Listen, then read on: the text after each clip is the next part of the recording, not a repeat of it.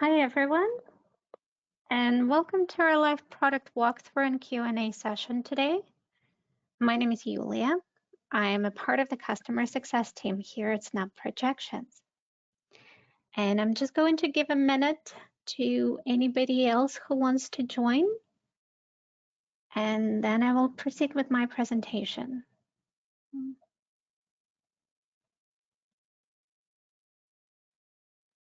And in the meantime, I would like to do a quick tech check to make sure you can all hear me and see my screen. If you can send me a quick yes or even a smiley face through your question tab, I think it's a little question tab here that you should see on your control panel, that will help me a lot. And this is also a way to send your questions to me throughout the presentation.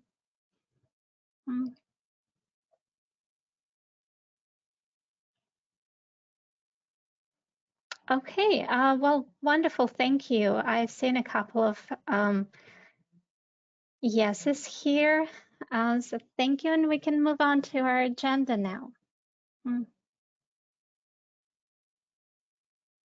Okay, so today I will go over a very common task that you've probably needed to do already, but it's one of those tasks that should be done mindfully, and that is rebasing an existing scenario. I will talk about what rebasing means and why we do it. I'll give you a detailed example of rebasing a scenario for a couple and show you how to compare this to the previous year's plan. So let's get right to it. We are now in early January, and if you logged into Snap recently, you might have noticed that some of your plans can be edited. Like for me over here, I can copy this plan and I can continue working on it. But some of the plans are locked. For example, this one. I have a warning here, this scenario cannot be edited. So why is that? Well, that's why we're here today. Scenarios can only be edited if they start in the current or next year. As you can see, this plan starts in 2024. Let me enlarge it for you. So it's previous year. I cannot work on that. And it's very important. If I go to create a new client, just very quickly, Joan Snapper, date of birth, British Columbia. If I go to general, I have the option to start in 2025, which is perfect for me, or in 2026, which is also an option. So it's this little setting, it tells Snap which year I want to be the first year of projections. So like 2025, my planning pages will start in 2025 over here. But if I choose 2026, that's going to change. My planning pages now begin in 2026, which is next year. So whether you're starting with, there is another reason for it. If I go, whether you're starting with Snap or have been using it for a while, there is one article that I highly recommend you to review, and it's called Basic Assumptions. And it speaks about different things that our calculating engine uses, and review it to get a better understanding of what's happening behind the scenes. And the most important part here is that Snap works in full year increments, and your initial inputs in scenario setup are considered to be January 1st values for the starting year of projections. So whether you choose 2025 or 2026, Snap will assume that everything that you enter will be as of that year. So, which actually brings us back to rebasing. all of the scenarios that begin in the previous year basically have now outdated numbers under scenario setup. The locked copy is an image of that plan from the past. It's protected for you, but you can't change it, just as we can't change the past. And there are actually two more things that are important to be aware of before clicking that rebase button and actually going through the process. And one of them is financial data updates. You probably noticed an announcement, like a little in-app message that appears. Let me see if I can bring it up here. No, it's not coming from me anymore because I'm already logged in, but it would be over here, or you can go to the What's New article and read everything about financial data updates that happened overnight between December 31st and January 1st. And certain numbers, especially tax related, have been updated. Your old plans were using previous year's data. This is the new data for 2025.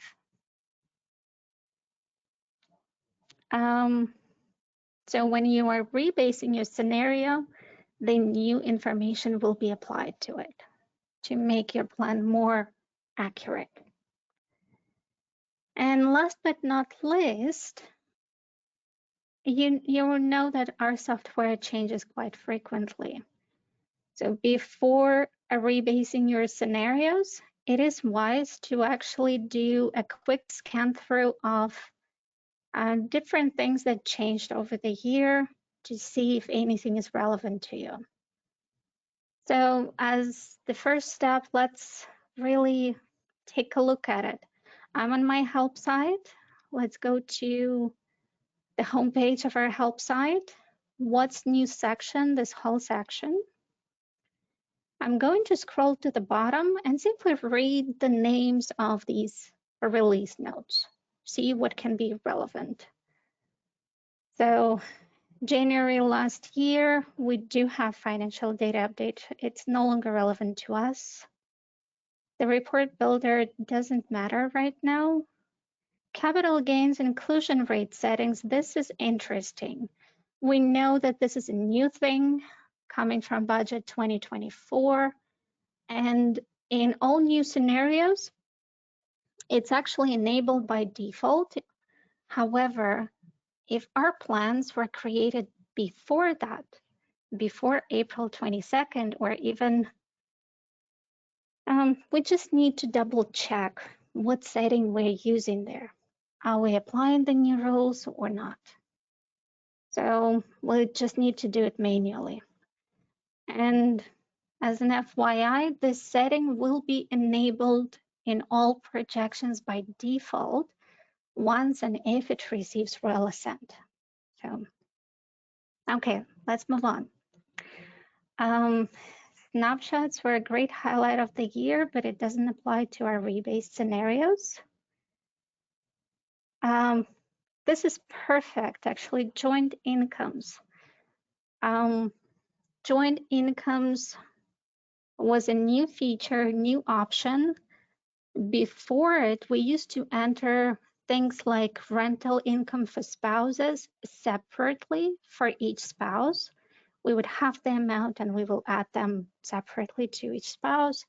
But now we don't have to do it. We can simply, we have a flag now that tells us that an income can be joined.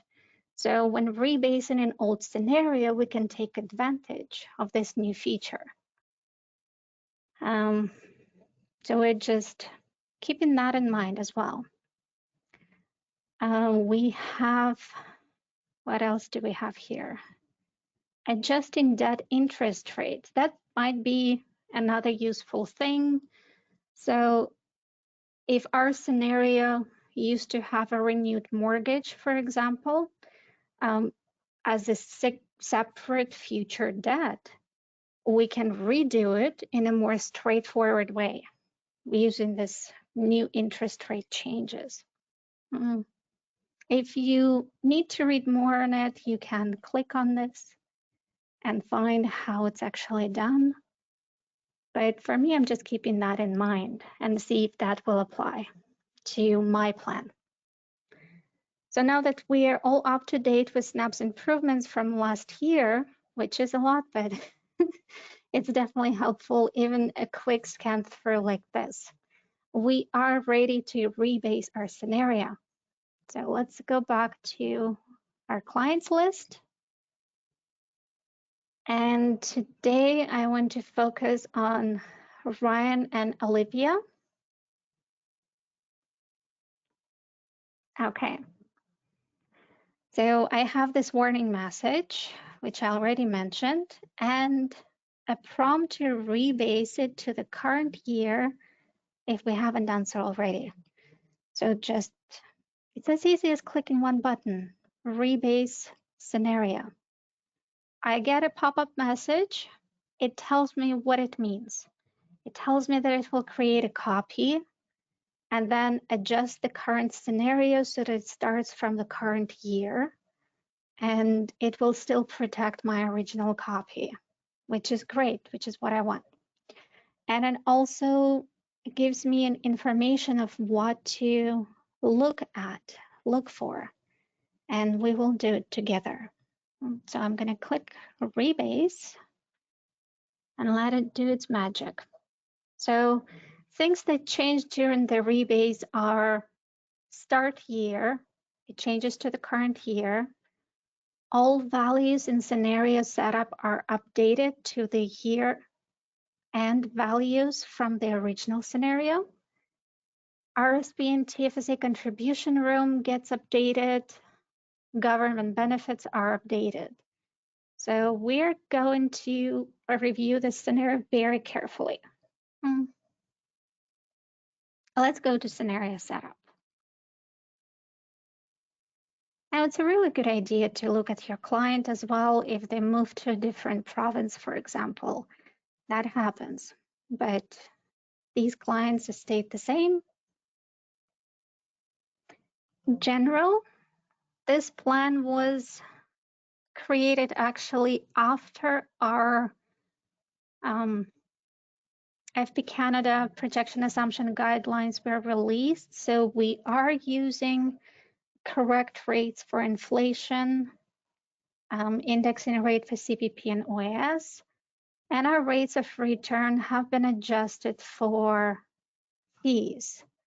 Now, it's a good thing to look at it and see if anything changed in your business and maybe make some adjustments here if necessary.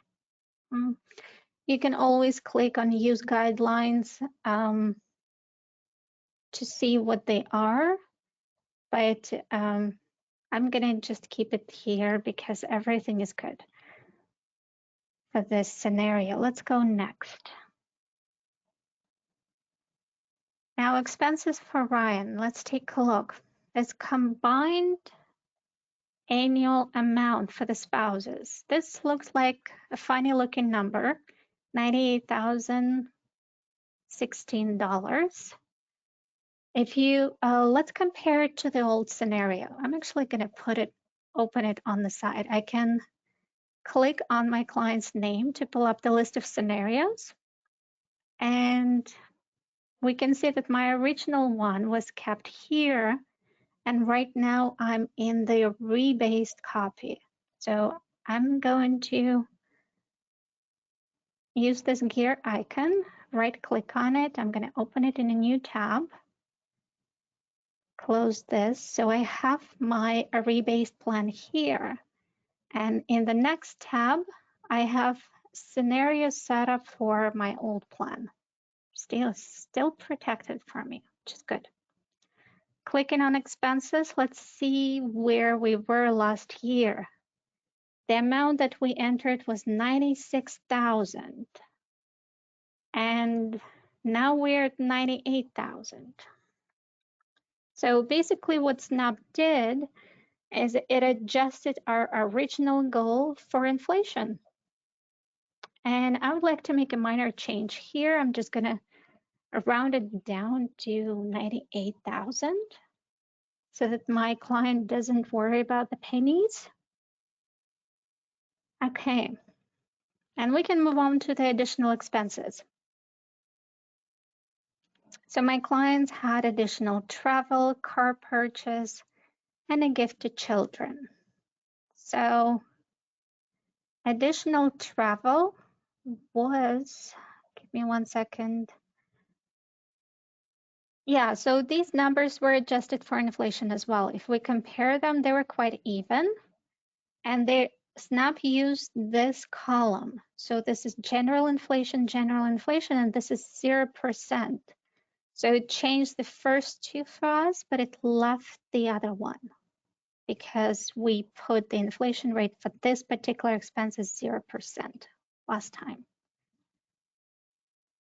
Okay, let's quickly take a look at Olivia. And she only has those same joint expenses. Going back to Ryan, and let's move on to the next slide to incomes. All right. So when looking at incomes, we need to ask ourselves or your client, for example, for the employment income, did they get a raise that they were promised? Because in the original scenario, Ryan was receiving $100,000, but we created the indexing with general inflation, anticipating him to basically have his salary adjusted for inflation every single year. So you can ask whether or not that happened. Just to keep things simple, we will assume that he did. So we're going to keep that. Now this net rental income is interesting. Let's quickly take a look if Olivia also has it. Yep, she does. She has net rental income for exactly the same amount. So it must be joint income, but this column just simply didn't exist at the time of the creation of the original plan. So let's actually make our plan better. And I'm going to double this amount. I'm going to double this amount. I'm just going to stay on the more conservative side and round it down to $20,000. I'm going to mark it as joint, and everything else will remain the same.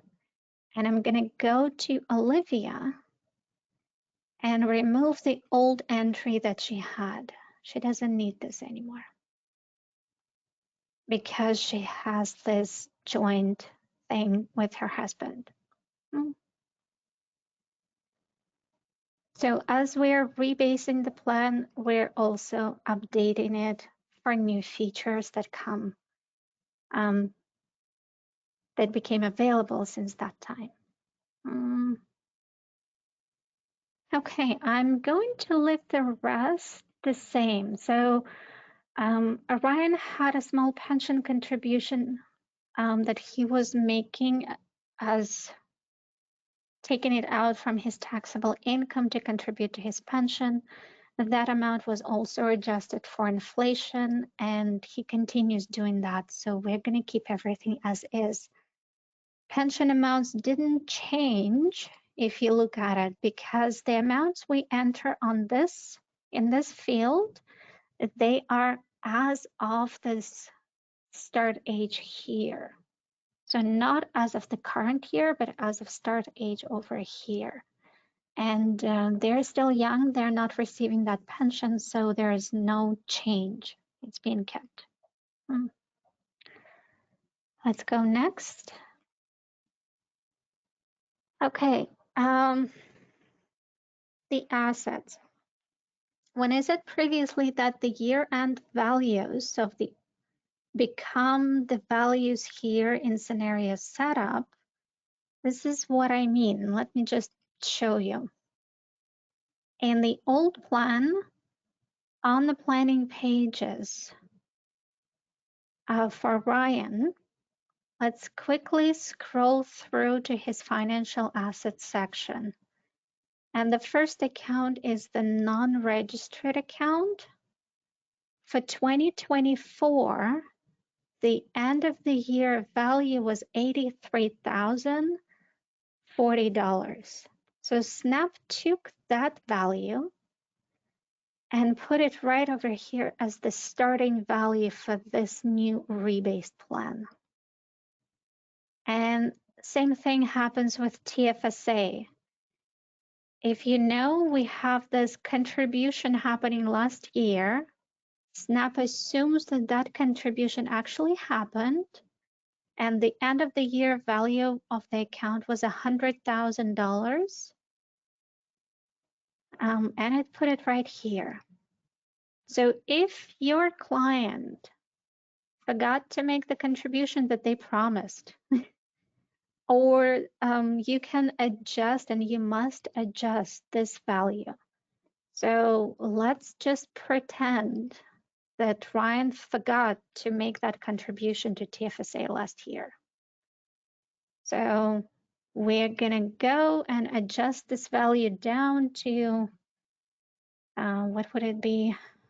93,690. Okay, so we adjusted his TFSA to the current value.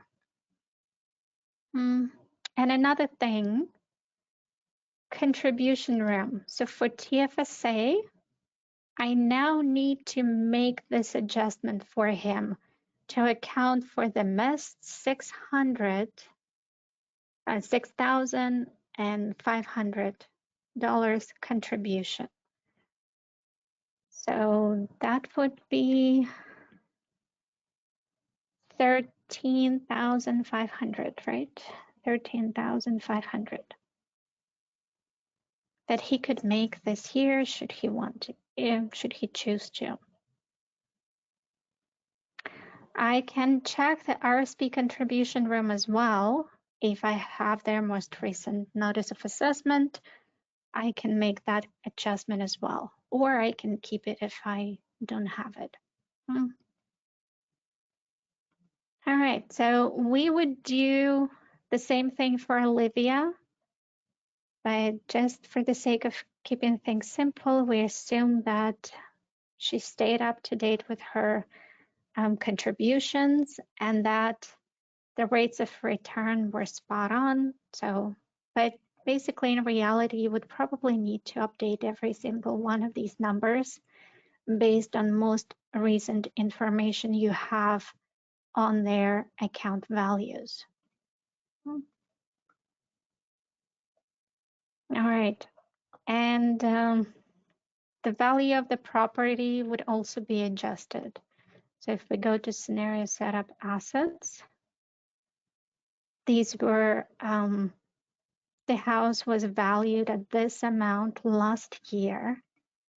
And this year it went up with the appreciation that we see here.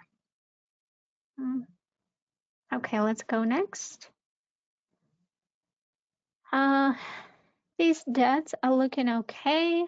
They have a mortgage. There is no future mortgage, so we can simply keep things here as they are. Let's go next. The government benefits. This is an interesting one because when rebasing a scenario, we have two different approaches to updating these values based on your client's personal circumstances. So if your client wasn't yet receiving government benefits in their original projections, like these ones, if government benefits, they're not yet receiving government benefits. So if they're not receiving it, SNAP will take the percentage of maximum, this thing, and it will transfer over to the rebased plan and to calculate the annual retirement pension. So in scenario setup, government benefits, SNAP took this 85% and calculated a new annual retirement pension based on that percentage. If your client was already receiving government benefits, SNAP will use the original value that you put here, and it will transfer over and put it here and calculate the percentage. A similar thing happens with the OAS as well.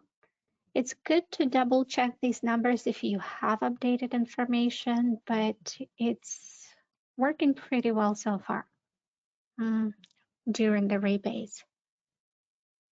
Okay, going next, we don't have insurance or education, but these things we can update should your clients want to as a part of our annual review.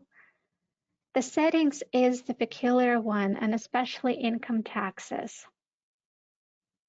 This experimental area is what we are looking for.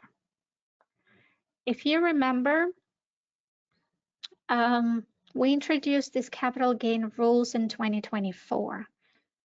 And this scenario, this original one, was actually created before this feature became available. So we haven't been applying these capital gain rules to this particular scenario. It basically never used this feature. And I know that there is a lot of uncertainty around this bill right now, and we simply don't know what's going to happen in the future, but I'm going to stay on the safer side and basically apply this one starting in 2025. Yeah, it's just going to be safer. If they receive royal assent, we will actually, as SNAP projections, we will update all plans to apply these rules once the royal assent is received. If it's not received, then we'll see what needs to be done. But applying them right now is a safer approach for my clients, so I'm going to apply it. And basically, this is done. We rebased our scenario, and well, it did take us about 20 minutes, but it's faster than creating a plan from scratch, let's put it that way. So we verified client details, we verified inflation rates and rates of return. We looked at base and additional expenses, assets and debts and government benefits. And on the planning pages, what we can also do is a review with the client their contributions. If they're still planning to make certain contributions and withdrawals, make adjustment there. But all in all, we completed our task successfully. Now, there is another thing I wanted to chat with you all, and it's as you work with your clients over the years, you may want to let them know how they're progressing relative to their previous projections. And we actually had a very detailed webinar on the topic last year, helping to explain different ways to compare the original to the new scenarios and how to position the changes to your client. And so today I will actually share this with everyone who will receive this recording. They will also get a link to that previous more detailed webinar. But today I want to very quickly show you how you can do it using our scenario comparison. Okay, so I'm actually going to click these three horizontal lines to pull up my scenario menu and click compare scenario. And I will select both of these and click compare.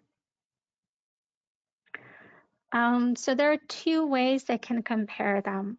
I can change the timeline.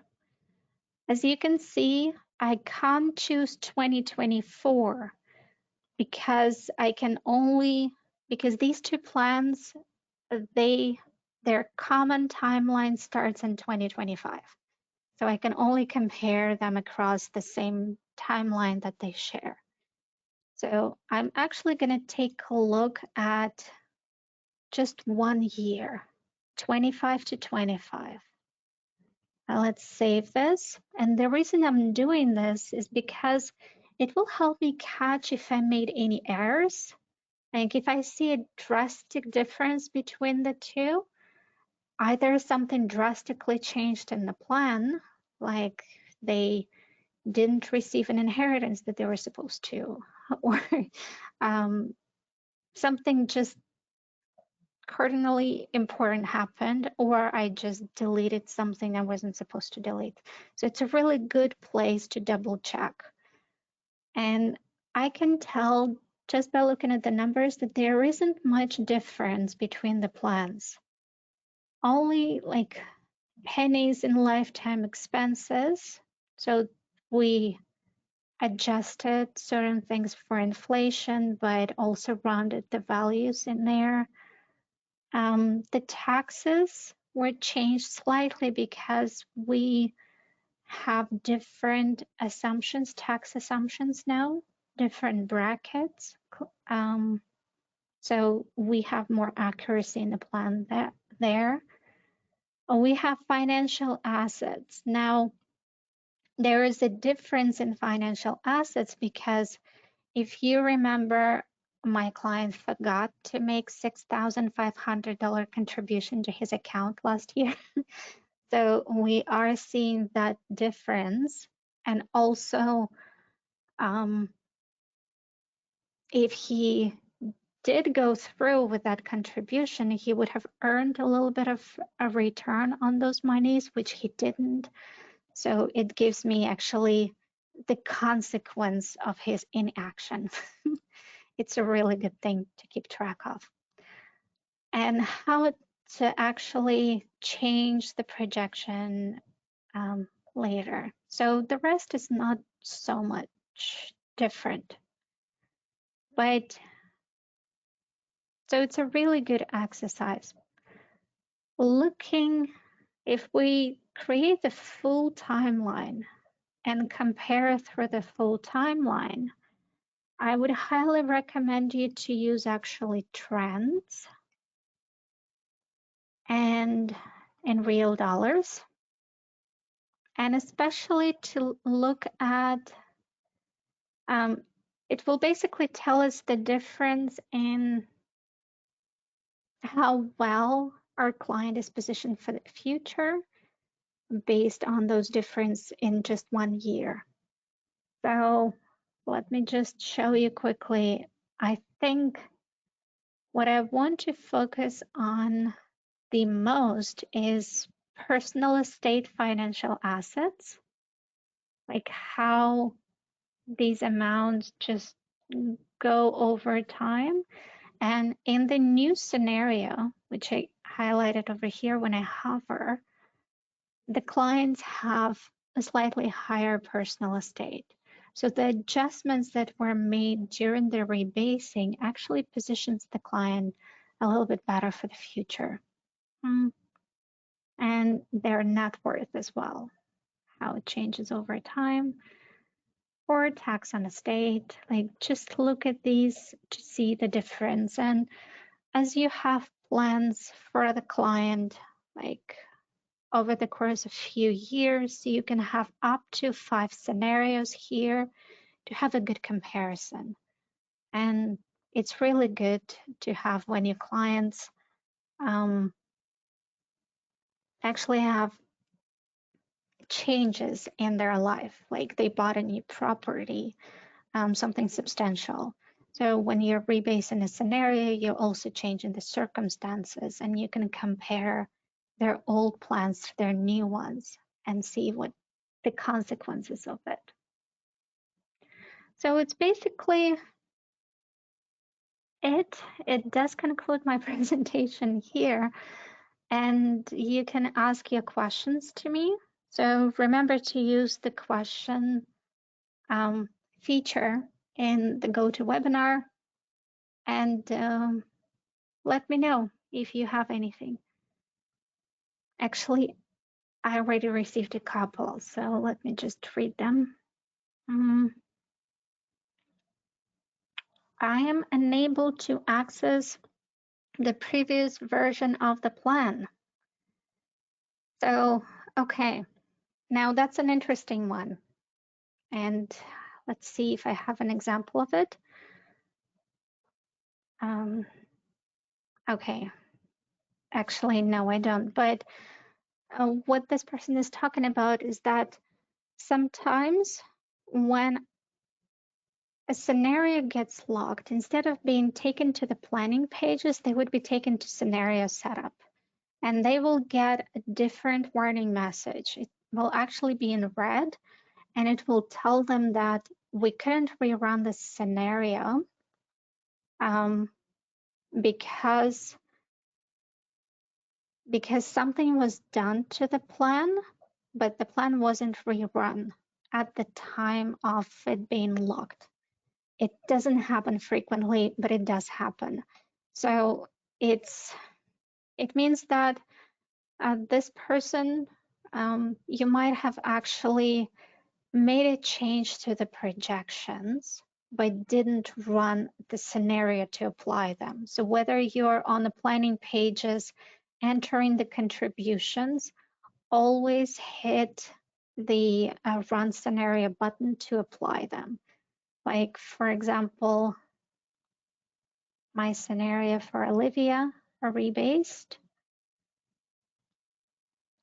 If I'm going to make a change, like Ryan wants to maximize his contribution today because he missed on it last year. So I'm going to enter something like 13,500. I'm going to apply, but see how this run is in orange? And this scenario has been changed. Please rerun to see the updated results. If I forgot to do it and just simply go to back to snap projections or something, it's going to get stuck there.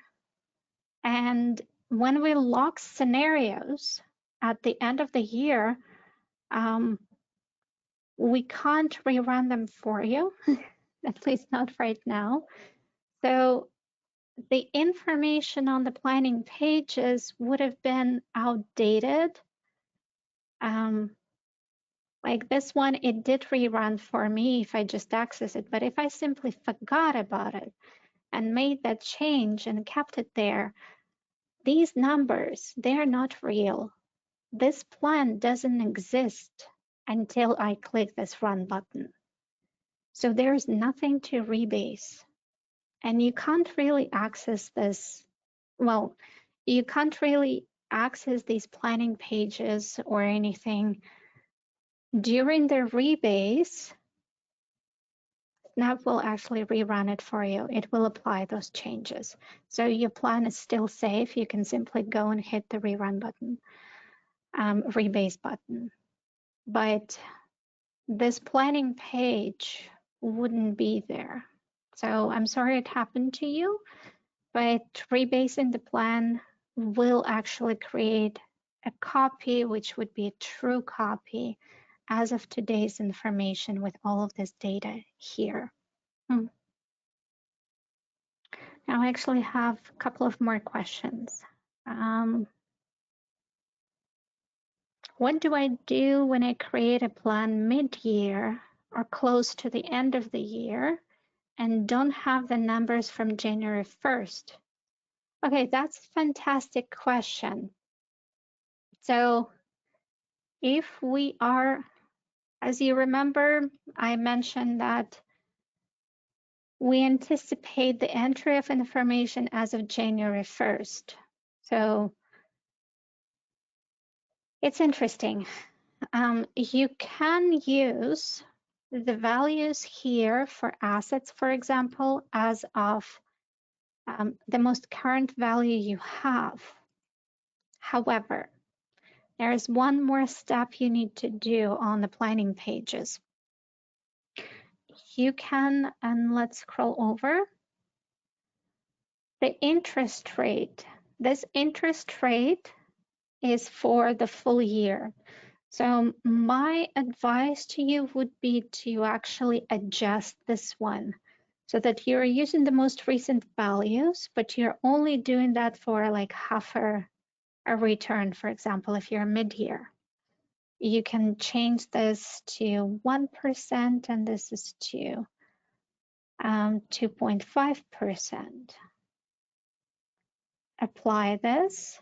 It's going to apply to all of the whole column. So I'm going to go to the next one and put it back 2% and 5%. Apply, run scenario.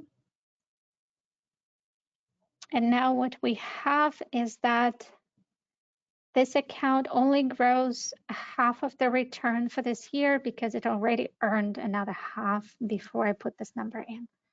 So this is basically how you would adjust it for mid-year, or well, you can be more careful with these percentages and basically adjust it for any month of the year.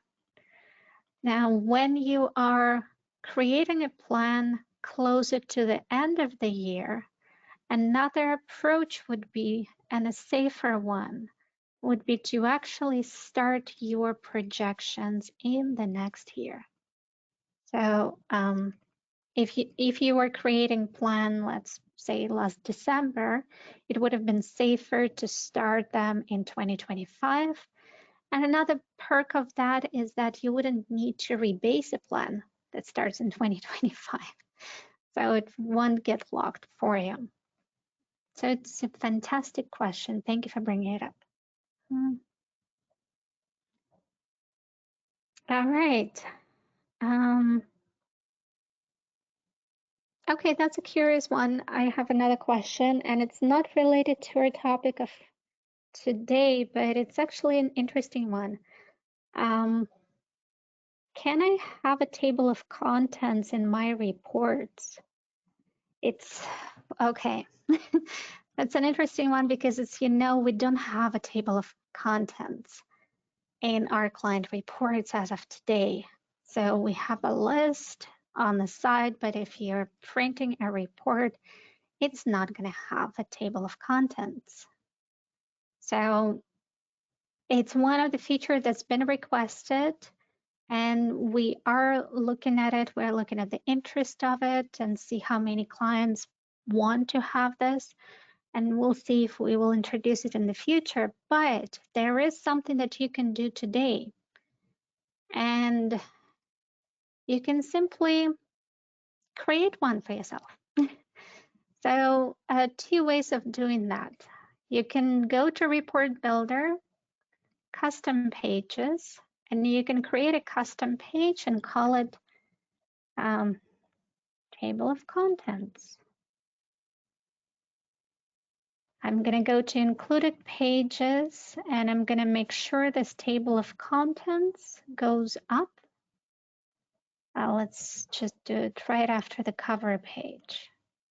And if I go to Report Editor, I will have a page. It's called Table of Contents, and I can actually add notes in here, provide a summary. So I'm just note to reader, assumption details, etc. So I'm going to keep that. And if I click on the report preview, my report will now have a table of contents. So it's as easy as that. However, this little piece here is not, well, you can't save it as default though. Our custom pages, they cannot be saved as defaults. But again, as I showed, it's very quickly to create. Another way of doing this would be you can utilize an existing page. For example, note to reader. And you can create a table of contents after the note to reader simply by putting it here. I'm going to create a few spaces, table of contents. I'm going to paste my information, and I can format this table of contents as a different font. If I choose the heading 2, it will look exactly like a separate page. So let me just save this and show you very quickly. In the report preview, and this is our custom page that we created. And now note to reader. Okay, so if I just need a couple of more spaces over here. And I can even insert a line to make it pretty. And in the report preview, now this should be a separate page. See, over here.